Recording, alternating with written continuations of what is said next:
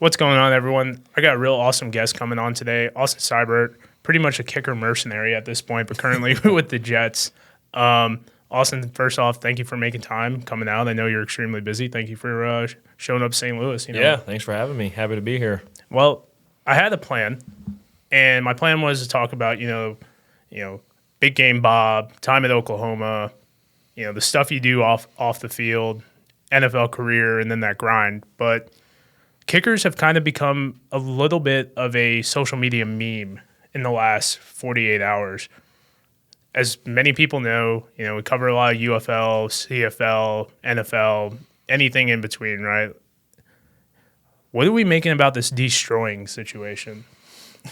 We talked about this a little bit before we started live on this, but I do think it can be trailed back to a publicity stunt to try and draw more attention to the UFL. And with that being said, the season hasn't started yet. So I know he's got a couple other guys there that he's competing against. And I've known Deestroying, I know Matt Amendola, and then I know Chris Dunn, and I believe they're all on the same team. Push comes to shove, I'm going to take the two guys who have been on an NFL roster. Whatever Deestroying is doing, whether it's for clout, whether it's for an actual opportunity at football, he's making a ton of money off of YouTube, so I don't know why he would sacrifice that to go make $50,000 to kick a football. Well, it kind of goes back to like the whole, and I think the positive of Deestroying was like the NIL probably stemmed a lot from him, because I think he was one of the first guys to like, this is what UCF is like and all that goofy stuff. And then obviously he made a choice, and I would like to believe that fiscally it worked out for him. And, maybe he still has that itch to scratch, but, it's been, 6 years since his CFL time. But I think that opens up a really murky area, just like with the NIL of Deestroying is not, like, you have to allow him to have his platform in training camp and all that goofy stuff. Would they allow that for Matt Amendola? I didn't even know they were allowing him to bring his YouTube stuff while he's on the team. I mean, they have to. What's the whole point of with this being backed by Disney? Like, that's not confirmed. But, like, would they let that for Matt Amendola? And my answer would be no. No, yeah, I think if he's doing that, first of all, I think that's going to rub some people the wrong way, and secondly, I don't know. It leaves a bad taste in my mouth thinking that he's going to be privileged in order to bring all these people in when some of these guys are like fighting for, legitimate shot at making it not only in the UFL, but maybe it transitions into the NFL. So this is what guys are doing to prolong their football careers and get another shot at playing in the NFL and making some money to provide for their families, not just a game. Yeah, I mean, I think especially with like salary cuts and whatnot, we've talked about it, there's not many people growing up saying, I want to be in the UFL for the next 15 years of my life, especially no vested pensions and whatnot. Right. And then you got a guy like Amendola who was just kicking for, I believe, Houston 3 months ago less than, Chris Dunn, another guy you see on the workout cycle a lot. Right. It's like those are just two guys. Like, how many guys, like you did the tour this year essentially. Yeah. Like, how many guys did you meet? What about he's your brother, right? At Lindenwood. What about him when he's coming up, the new class? Like, I just feel like there's a lot of things that, and I'd love to get your take on the whole fraternity of kickers right now. Right, yeah, and I would say that I know a lot of guys throughout the NFL when it comes to punting, kicking, and snapping, and even guys who aren't in the NFL anymore, guys who are in the UFL, the CFL. I've kind of tried to keep relationships built since high school, and I would really say I got a decent background and knowledge just about on everyone that's playing still. But when it comes to, being on the workout chain and getting around guys, I can know pretty much within 3 to 5 kicks if you're a guy who can compete or not. And I think that's realistic for everyone around the league. You go into some of these workouts and you're like, okay, like this is mine for the taking. And I felt like that was a lot of the time, like me going to places. As long as I'm on, I feel like I'm going to be the guy coming out on top, and I think that proved true. But then, you have guys who I've never seen kick before that come to these workouts. I've only heard of them. And, like, okay, this guy's a baller. And I tell guys that I help train all the time, like, you can be really good at kicking, but if you're not personable too, and like a guy's guy in a sense, you're gonna get rubbed the wrong way when it comes to these coaches, because you still got to sit down and talk to them and get coached by them. And if you're just a weird kind of guy, that's a strike against you. But yeah, so and Matt Amendola has a very live leg. Chris Dunn, obviously one of Lou Groza's, so he can make kicks. Obviously, they both had a little bit of a stint in the NFL and haven't really stuck anywhere. But they're in the UFL for a reason, because they're on that fringe line when it comes to the NFL. When you're talking to these guys, I know you trained down, I believe it was in Tennessee. Like, y'all are all pretty in step with each other, and the unfortunate business side of this is like there's only 32 spots, and there's new kickers coming up, like hundreds upon hundreds of kids in college, and history has shown that it doesn't. You don't have to go to the Oklahoma. You can go to Mississippi Valley State to obviously get an NFL opportunity. To see someone that's like been out of the loop for so long get that, when I'm sure there's someone in your phone that you're like, man, how has this dude not even got a phone call? Like, granted, I'm sure Mason Crosby would say no, but just a guy who's kind of put in those 3 or 4 years, maybe has 20 plus kicks under his belt, to kind of be put to the wayside. Is that a little bit disheartening just for the overall like legitimacy of the league? I was really hoping that the UFL would really turn into something bigger, and I think they're on the way to doing that just from observing the last year. But I do think that, you live and you learn, and they're probably going to learn from this. And who knows, maybe Deestroying is legit, and he goes out and he crushes it and ends up becoming the starter. But, the track record kind of proves itself. And we'll see what ends up happening, but I do think that the UFL can hold themselves to a little bit of a higher standard. And like you said, there are guys who are busting their tail day in and day out just to get an opportunity. And this league is really for those guys who maybe do start at a smaller school and need an opportunity. So this is a great chance for them to present their talents.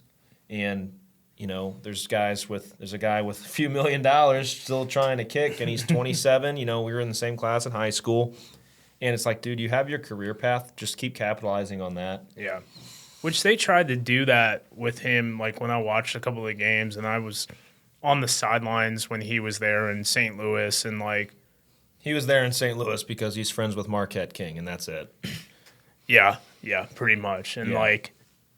It's kind of like my biggest gripe with like last year was every 5 minutes I'd hear about the gambling, and then every 5 minutes, if he was at a game, I'd hear like, oh, Deestroying has 5 million subscribers, and then like for me, when I was traveling or something, I'd see something about like him at a game, and I'd just write, oh, did you know he had 5 million subscribers and the over-under's 37? Like, and I'm like, I get it, bro, but like. He does a great job with his videos and catching the audience's attention, and he's done a great job at branding himself. But like I said, I mean, now it's go time, and you'll see if he's about it or not. We saw in the USFL Brandon Aubrey come onto the scene and whatnot. Mm-hmm. Soccer player, technically a St. Louis guy, born here, high school in Dallas. Yep. But we saw him go from soccer, do the kick. I think they worked with the same trainer. Does the community, in your opinion, kind of have a more like, this guy's kind of earned it a little bit more, to a Brandon Aubrey who was a professional athlete, never really played organized football, and then kind of found his footing in the USFL, and then not only did it for 1 year, did it for 2 years? Yeah. I think, at the end of the day, not anyone can kick, but guys like Brandon who prove themselves, and I think Brandon's a very good kicker. Yeah. I played against him this year in Dallas, and he's a big dude and can strike a really good ball, and especially being newer to kicking. I mean, he had the best rookie season ever. Yep. And, I think he gives more kids and even soccer players like hope and like the dream, like follow your dreams, things like that. This stuff can happen, but it is also very rare for this stuff to happen. And he was going to a coach down in Dallas. I've heard good things about. But the thing is, like when you get with your different kicking coaches and stuff, people get very territorial when it comes to these kids. And I'm not a huge fan of that. I think we don't have to get into all that. Conversation, offline conversation. Yes, but But I think that's kind of just been a good segue into what you're doing in the off time. I think everything with kids right now, because of the pressure, because of NIL, and because of more athletes like doing the camps. I think everything has just become so. I don't want to say politicized because I think that's just such an overused term, but it's become so cliquey of like, you have to be with me, not him, or like, this and that. And I think it's just kind of like, youth sports has always been a business. I don't buy that. It's supposed to be fun. It's a business because even if you're not making money in low league, like you're doing the travel teams and all that stuff. Right. Like, I just think it's getting so ridiculous right now. And obviously, I help out at a gym in Smithton, Fast, Fricke's Advanced Strength Training. But we see a lot of baseball kids, and I like to say St. Louis is like Texas when it comes to football, but baseball up here. Yeah. When you got 7, 8-year-olds playing select baseball, traveling all over the place, playing year-round, it's like these kids get no other development playing basketball, playing soccer, playing football. They're strictly on baseball, and by the time they get to high school, they're burnt out of it. Yeah. And they're going to all these different guys to see, oh, this is how I should pitch, this is how I should hit, this, that, and the other. And the way that I like to tell my kickers is, I don't care who you train with. It doesn't matter to me. I'm very cheap when it comes to training. I'm here to help. I'm here to, help you get and achieve your goals, whatever it may be. But in my eyes, it's if you want to be a good high school kicker, go work with a guy who was a good high school kicker. If you want to be a college kicker, go work with someone who played in college. If you want to be an NFL guy and you have aspirations of that, go work with someone that played in the NFL. That's great, but it all comes down to your work ethic, and you have to do things on your own. Your mom and dad can't hold your hand, but I think that's what it boils down to. You can't have – how is a guy who only played in high school going to teach you how to get to the NFL? Yeah. You know what I mean? You did the right things to be a good high school kicker.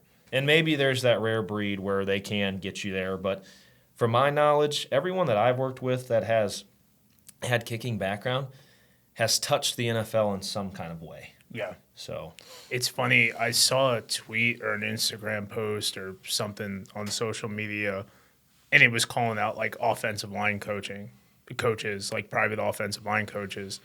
And it was something along the lines of like, are you really a good offensive line coach, or did you have a 6'6", 330-pound kid just come through your door and, there's 129 was it Division I-A when you were going to college? Because we're like the same age. So there was D1 and the D1 AA. Yeah, back before it was the FBS or whatever, it's going now. But that's how you could tell you're old or not, by the way. If it was Division I-A or AA. And it's like, there's 129 of these schools. UMass or Appalachian State is going to take a flyer on a 6'6" kid. Right. It doesn't mean you're like the best coach or whatever, and then you throw that jersey up there and like, I trained that guy. It's like, did you, bro? Yeah, and that's another thing too is like I also try and help lead and mentor these kids a little bit more than your average coach would. And really, I'm just trying to be as blunt as possible with them and honest and like, hey, you have to do this, this, and this. If your grades are crap, you're not going to be anything. Hey, you're not performing. You shouldn't. Like, if you go to this camp and you're not working, you're going to get your tail beat in. You know what I mean? And it's and I'm not a huge fan. I'm gonna say this, but like East St. Louis, Sunkett, great football coach. Yeah, great football coach. Has done a lot for that community on the football realm, but does he turn his high school players into great role models and leaders in their communities? Just take a look at that, and let's see where his players end up at the end of the day. I think that's something that like where I coach at the NAIA level, honestly, the only chance we do see getting a guy to the league would be a bounce back or a bounce back from a major program or like probably a specialist, honestly. But when I was doing our recruiting visits, last week, the dad was like, what about you are you going to do for my son, right? Which I totally get it. I'm like, I don't, it's 4 different avenues, like if this kid wants to go to the NFL, like, I could send a couple DMs to people and see like, okay, like this is a camp you need to go to. And if you can't hack it there, if this kid wants to do well in business, I'll sit down and write business plans with him. If he wants to be in the military, I can do that for him. If he wants to be a firefighter, I can do that for him. Like, I need him to be a good human being because at some point, like, I can't work anymore and I need this person to like be a contributing member of the society. Yes, So yep. I could like be okay with living somewhere and like this, knowing that this person isn't going to break into my house because Right. I was mean to them when he was 19. Like, Right, I know right. that's a little far fetched, but it's really not. Yeah. No, I agree completely. And that's like going to Oklahoma and whatnot. Most of the guys who couldn't get on with the, I guess, motto of Oklahoma football would transfer out or be asked to leave. And most of the guys that I can say that I played with, have turned out to be decent human beings because if they weren't, Coach Stoops and Coach Riley would not let that happen. And even the leaders on the team would not let that happen. If something was going on, like it was resolved very quickly. When you went to OU, and I don't know who was doing your pitch and whatnot, but when you're talking to, assuming Coach Bowler was there. Yep. Coach Bowler was my coach. And, when you're talking to him and then doing, I'm sure, the initial meeting with Coach Stoops and whatnot of like, okay, if you're going to come to Oklahoma, like look at the thing. And like, not only do we have championships and NFL guys, we got guys who are like making a decent amount of money in the real world and whatnot. How important do you think at the Power 5 level and like your recruiting process that you try to bring to these kids, how important is that to like stress like, yeah, you want to be a professional in football or whatever you're doing, but you need to be a professional in life more than anything else? Yeah, so my recruiting process was very rare for a kicker punter. Coming out of high school, I was the number 1 punter, number 1 kicker according to ESPN. I held probably around 20-some FBS offers. And I was pretty much dead set on going to Northwestern. Why's that? My uncle is a Wildcat, so I think he listens to this. I'm not sure, but I hope he does. Yeah, no, I was actually dead set on going to Northwestern. I had a bunch of different offers: Mizzou, Kentucky, Miami, Indiana, Penn State, LSU, all that, and I visited Northwestern. I loved it. The coaching staff really paid a great deal of attention to me.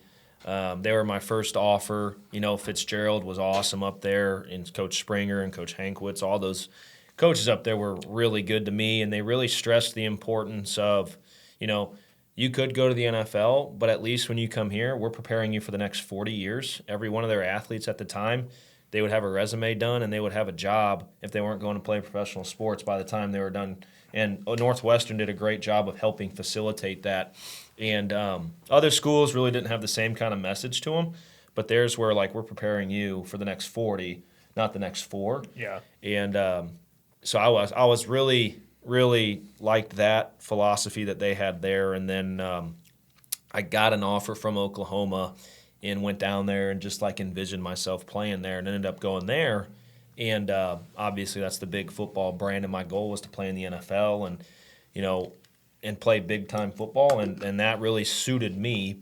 And they also told me that I could do punt, kick, and kick off if I earned the jobs, and ultimately ended up doing that. But that's one thing in my exit interview down there when I talked to, the assistant AD and everyone, is that they need to have more job placement for guys who aren't going to the NFL, because, you hear stories about some guys who are going to Oklahoma, whether it be Oklahoma, maybe it's Texas, maybe it's Texas A&M, whatever, but they end up just like not that it's a bad thing, but being a clerk at a gas station with a 4-year degree. Yeah, and I think you mentioned Texas, and I don't want to throw shade at any university, but when we think of Texas and a non-successful career path, the first name that comes to mind for me is Vince Young. Yeah. And they made him like a fake job at the university because like you can't have Vince Young on the street, Right. begging for quarters on Yeah, 6th yeah. Street, man. And Yeah.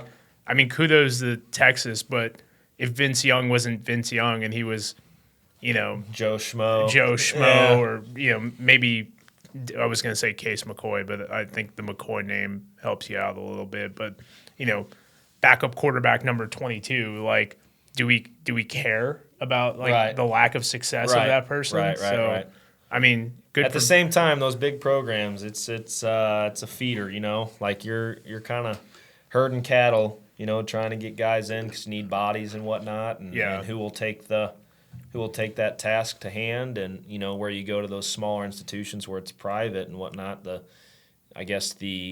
You have a little bit more connection with the coaching staff and the alumni and whatnot, like Notre Dame and things like that.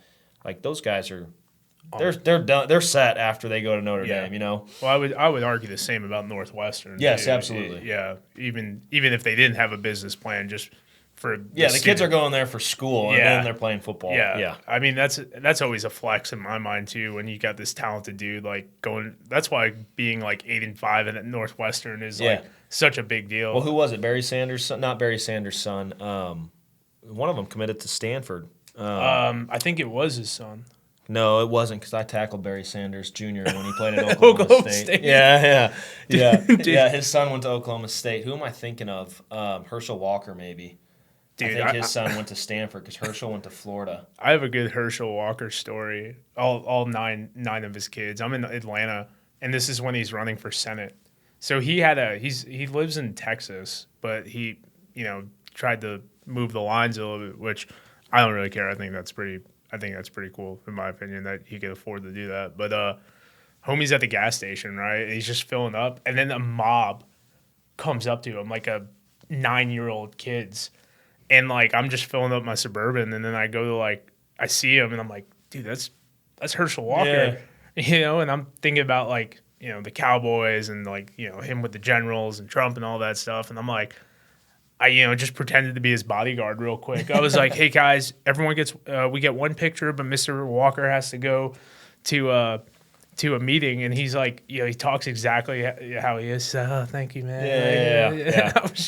But it's funny you mentioned the tackle, the kicker tackle, because Edelman was talking to Rich Eisen. I saw it on a TikTok or some nonsense like that, and he was talking about it's like the sacrilegious thing for a returner to get tackled by a kicker, but it's like the ultimate flex when a kicker makes a tackle. Right.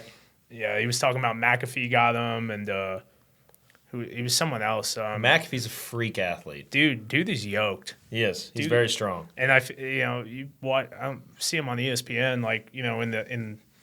in the wife beater. I'm like, bro is yoked. Yeah, man. He's been very strong. I think when he was with the Colts, they did a force plate test. Yeah. And it measures output of force, like when you're squatting or jumping or something like that. And he tested the highest on the team. I mean, I believe it. I mean, I'm pretty sure he was hang cleaning 275 for sets of 8 when he was playing. Dude, some of these, and you know better than I do, man. Some of these kickers, it might be I say normal size, you're 225 for 15 on bench press type thing, but they squat 500, 600 pounds. Yeah, guys are strong. Yeah, just chilling, no issue. And I'm just dude. Those are more so your punters, though. Yeah. Well, they're all Australian, and they're all 36 years old. Well, so, Ethan Evans on the Rams, D2 product. Yep. Yeah. He's squatting 650. Yeah, I mean, dude, some of these. He's a freak. I mean, everyone. It was Weatherford is who he brought up. Oh, from Illinois? Yeah. Okay. Yeah, when he Giants. But that dude's been on Men's Health or Muscle and Fitness. Every time I go, well, not anymore. They don't do magazines at the gas station. Dating myself again. But every time I go to the gas station, it'd be NFL punter workout, Steve Weatherford. I'm like, this dude's a bodybuilder. Yeah, he is, yeah. Dude is... He's yoked. Yeah, man. I'm talking about freaking Steve Weatherford and Deestroying in the same podcast. I mean, all the clicks, all the algorithms. When you're doing the process, though, when you went to Oklahoma and it started getting real, because you played all 4 years and whatnot, punted and kicked, did the McAfee essentially. Was that was it a little bit of a dream, a little bit, or you just had that same mentality of like, I'm gonna do this, I'm gonna compete, and I'm gonna make plays, essentially? Yeah, so when I got to Oklahoma, usually there's freshman workouts over summer for the freshmen. I got thrown into the group with all the old dudes at 1 o'clock in the afternoons, and they had me moving and chugging, and we were rolling full steam ahead. And then I got into camp, and I was competing against a scholarship kicker and a scholarship punter who were both seniors. Yeah. And I thought I was going to redshirt. That's what the coaching staff had planned for me. And I ended up beating them both out and starting as a true freshman. So, I kind of gritted it out, I guess, and just like said, this is my spot for the taking. And, it is what it is. There's no hard feelings. I mean, if they got hard feelings against me for beating them out, it is what it is. Yeah, it goes back to that mentality. I always tell people it sucks to suck, dude. It sucks to suck, and, who cares about other people's feelings, Yeah. I mean, everyone's, there's what we talked about a couple times, 32 spots. That's right. Get it, figure it out, or go hang out with Deestroying. And kicking is very white and black. So you're either doing good and making kicks, or you're not. And I think, like I said, like coaches get a read on guys, and if you're not your stereotypical kicker, I think coaches kind of, gravitate towards that guy a little bit more. Yeah.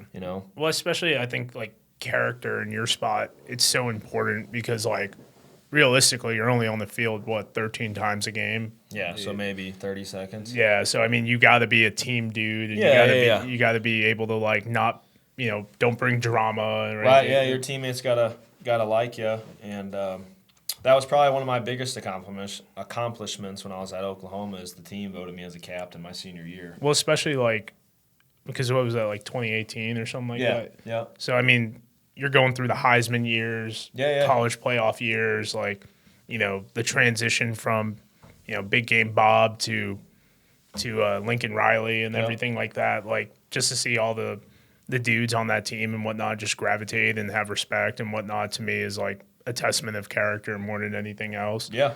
And obviously that translates to the NFL. Yeah. Getting drafted as a kicker, an accomplishment as itself. And what were you, like, 5th round? Yeah, fifth round, yep. What was that process like as far as transitioning to the NFL and everything like that?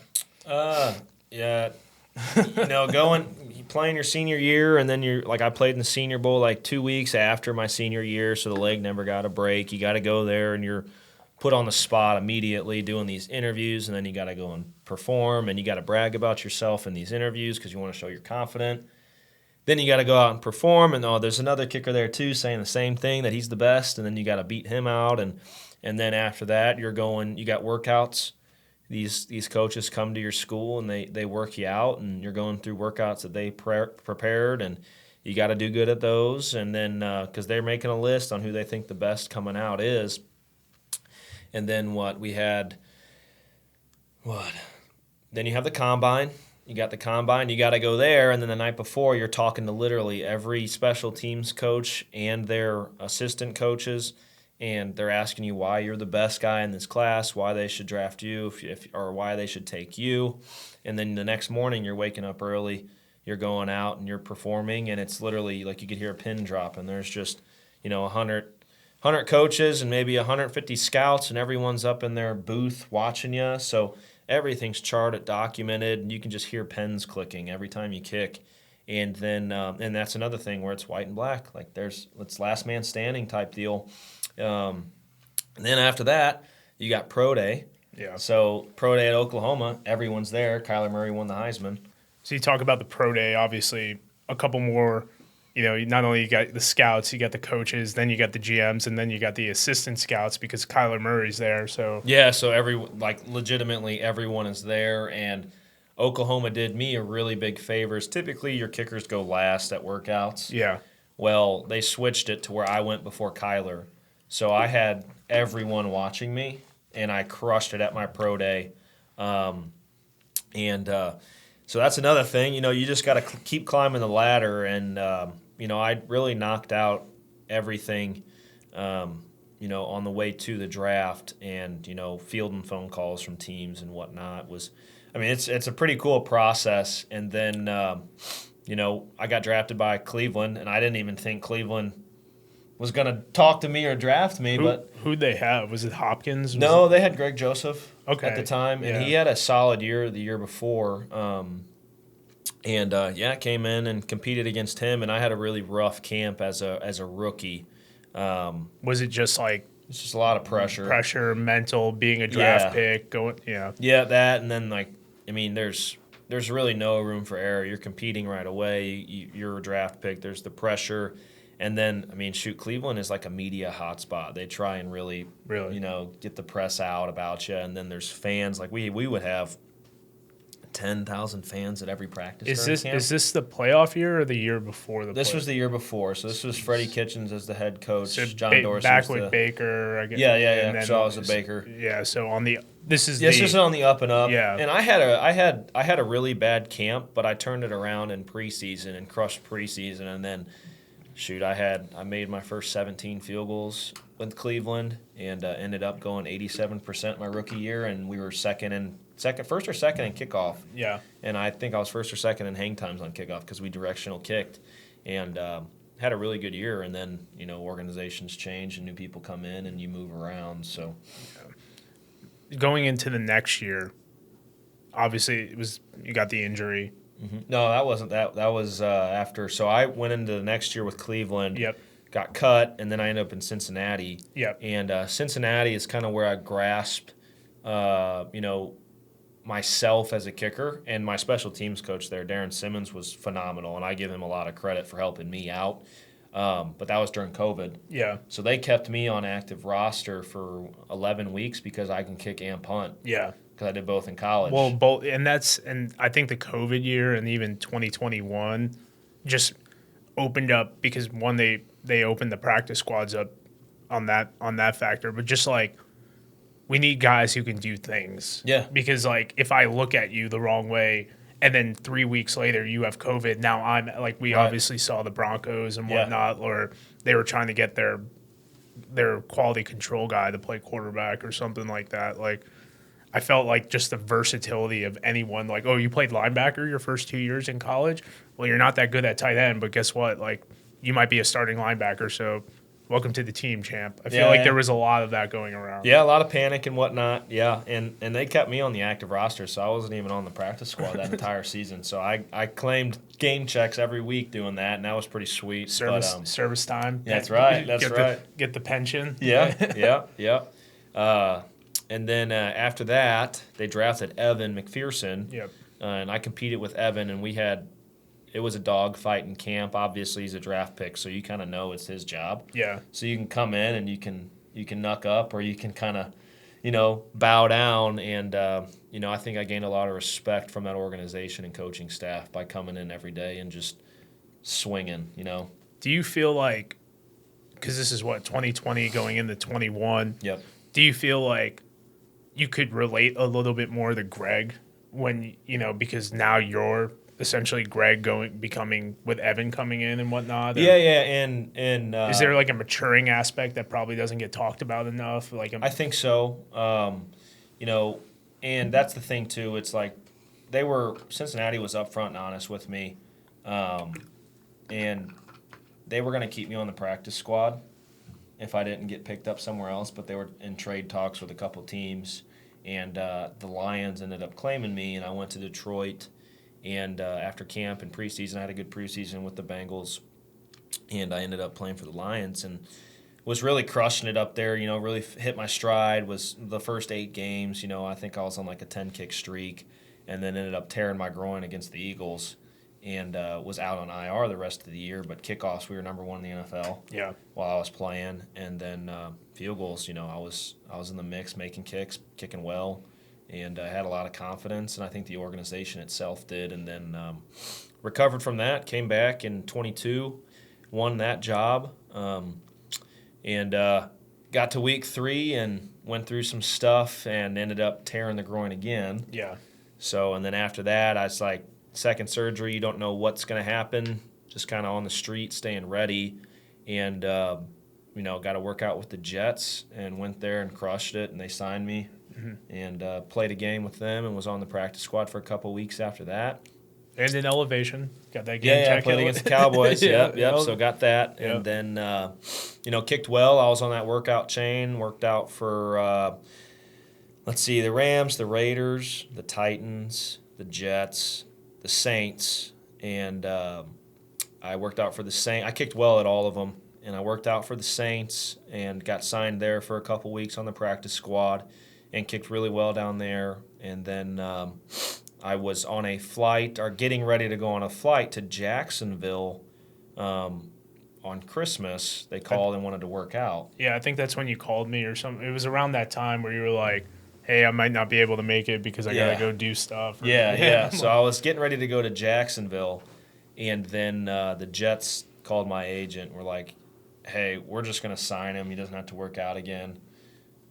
So come here, and I ended up going back to the Jets. Like, it all happened within 30 minutes. It was very rare and bizarre. Yeah. Ended up going back there. Really liked the special teams coach there in the organization as a whole. I thought they treated people fairly and really nice, and liked the guys. Yeah. So that was an easy decision for me. And then, being around Zerline and Morstead and those guys who have played a long time, you can really soak in some valuable information. Yeah. It's like you're never stop learning and whatnot on that faction. Yep.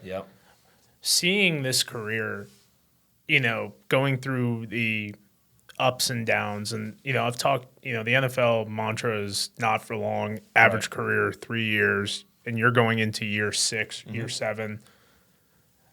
Were there times that you were just like, I don't need to deal with this anymore? Like, I got other stuff going on. Like, I've got a couple dollars in the bank. Like, I'm good. Like, have there ever been times that you're just like, you know what, man, like, I've done more than 99.9% of the athletes I've ever come across.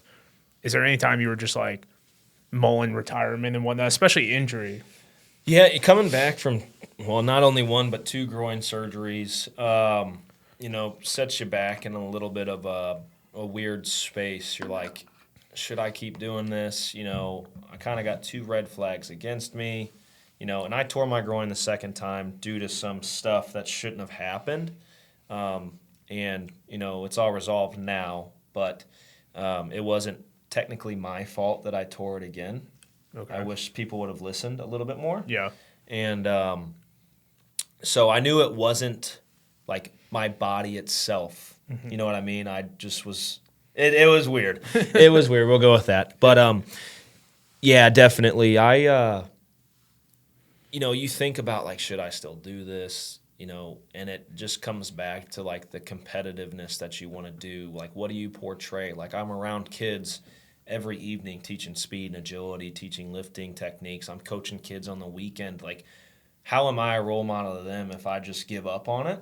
Mm-hmm. So I ended up training, staying ready, and I coached at Fricke High School, helping their kickers and punters out and running some special team stuff.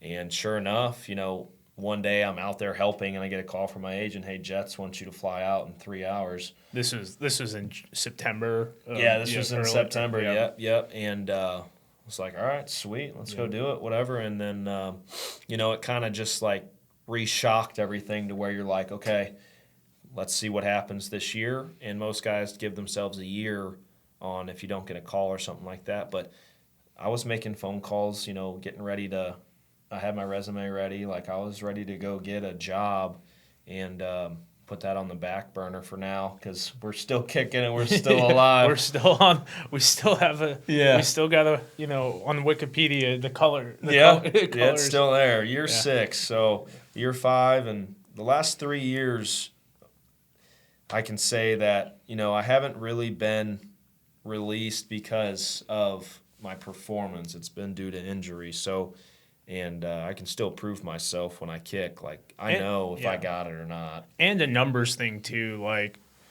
I don't want to throw shade at any organization or anything like that. But, like, if they got, guy who's got a tweaked hamstring or something like that, which is happening all the time, and that he's on a Graham Gano 3-year deal or something like that, like, you kind of read the room a little bit, especially when it's like, he didn't do anything wrong. He's got a tweaked hamstring, and they also got $9 million guaranteed. Like, it's his job to lose, so you'll come in, get some film, and maybe you never know how it's going to happen or shake out. But Yeah, I get that. Yeah. There's a few spots every year that are open. Some Yep. guys will get hurt for longer periods of time, and you'll go and fill in, and it's just a dog eat dog kind of world. Yeah.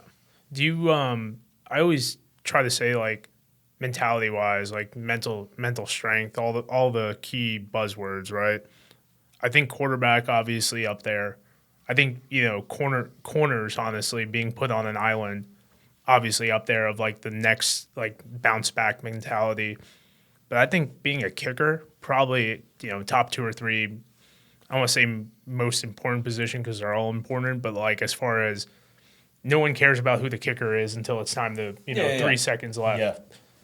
Is that like with the injuries and everything? I feel like that's just kind of like mentally hardened you in a positive way of like you said, knuck up, be a man, go out, make a play type thing. Right, yeah, and I think that all stems from your preparation. Being younger in the NFL, I really had that aspect of I don't want to let my teammates down. I don't want to let people down. Like, I want to perform and help. And now it's just, the mindset's kind of flipped. I got a wife and a kid and a daughter. And when I go out on the field, it's like, okay, I'm prepared. And now I just have the mindset of, like, I don't care. I'm going to make this kick. The worst thing that happens is this team cuts me. I've been cut how many times now? I'm going to go home, and I'm going to keep chugging along. And it's weird to say that, but I think that's the mindset you need to have. Like, you have to realize that at the end of the day, this is still a game, but you're here for a reason. Yeah. Just prepare like you're here for that reason, Yeah. I definitely feel that, like, I don't know, it just kind of adds to, like, character, like all the buzzwords, man. And I hate sounding cliche and everything like that, but, like, I definitely feel like the more adversity you go to, like, I always used to make this joke, like, if she ain't got baggage, she ain't along for the ride type thing. Yeah. So that's my headspace on it. What you're doing now with the kids, you kind of hit on it, but if you want to go in a little bit more of that with the gym and everything like that, show spotlight on it. Obviously, still on an NFL roster, so training camp's coming up. Probably be quicker here than we know it. But if you want to highlight these kids and the stuff you're doing with them and whatnot as well, I think that'd be real awesome for the viewers. Yeah. So I started training with Alex Fricke and his gym in Smithton once he built it, and didn't really know what I was getting into. Just went there and was like, hey, I'll train with you. Like, let's see what you got to do, and really enjoyed the training. And, it just progressed to now we're doing speed and agility classes. There's a beginner class, there's an advanced class, and then there's lifting. And we got a college group over summer where we're going to have probably 15 college kids from D1 to NAIA coming and training. We'll have like your elite high school kids who are going to be college bound, training with those kids. So there'll be a group about 20 to 25 kids. We'll start training at 6 a.m. I'll be working out with them myself. And every evening we're either doing some kind of team sport or we'll have like a soccer team, a baseball team come in and use the facility, and we'll train them and going through all that stuff. And we intensify the workouts, and we kind of have a brand for the gym. Like, this is a gym for serious athletes. If you don't want to be a serious athlete, like, don't come here. Yeah, don't waste my time. Don't waste my time. Don't waste your time. Because it takes energy out of us to develop you, and we have a lot of kids who are really grasping that, and kids who appreciate that, and parents who appreciate that. And it's just kind of opening up people's eyes to how hard you actually have to work and what you actually have to do to be successful. And there's really not a ton of gyms around here who I think are doing that. I know there's a few, but there needs to be more people who are like-minded to us when they're training kids and trusting their kids with us. And it not only helps with physical, capabilities, but also like the mental stress load. These kids are coming in, they're getting their aggression out, they're getting, all that stuff out, and they're more head level and easygoing when they leave. And if kids have problems or need some discipline, it's easy to do in the gym. The parents will let us know, like, hey, my kid's being a dick at home to his mom. And we get high school boys like that all the time. Yeah. So you want to be a dick to your mom? I want to come in and you're gonna understand what it's like to be a dick to your mom when you're pushing a sled for freaking 10 minutes. Yeah. So it's definitely something too. Like some of my kids, it's like they try to get an attitude with me, and it's like, am I really the guy? Like, you trying to step, or Yeah, I mean, right. like, you know what I mean? Like, Yeah, it's like you don't want that smoke, dude. yeah. Well, it's not. It's from that. Like, it's like, dude, like, one, like, why are you? Like, most kids don't come at me when it like they get like mad or something like that. It's pointless to. It's like, you're here for a reason, and I have to remind them, like, you're here for a reason to become a better athlete. Yeah. So if someone's dragging ass in the class, I'll call them out on it. Yeah. Like, you're dragging the rest of the class down. You're not here doing what you need to do right now, so pick it up. And usually kids get it. And then on the weekends, giving kicking lessons. I've been giving kicking lessons since I was in college, just helping kids out.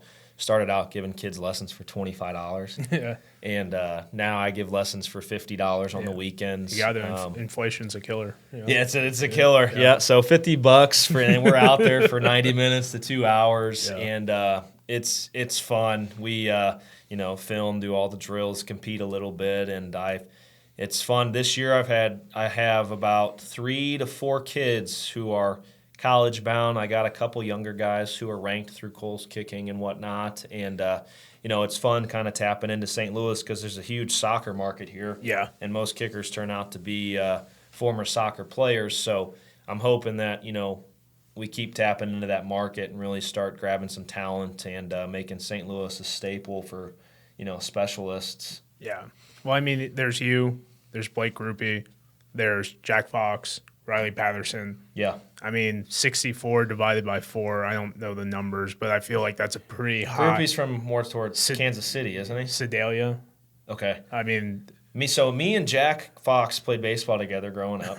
Me and Riley played against each other in high school, and then so there was also Tucker McCann.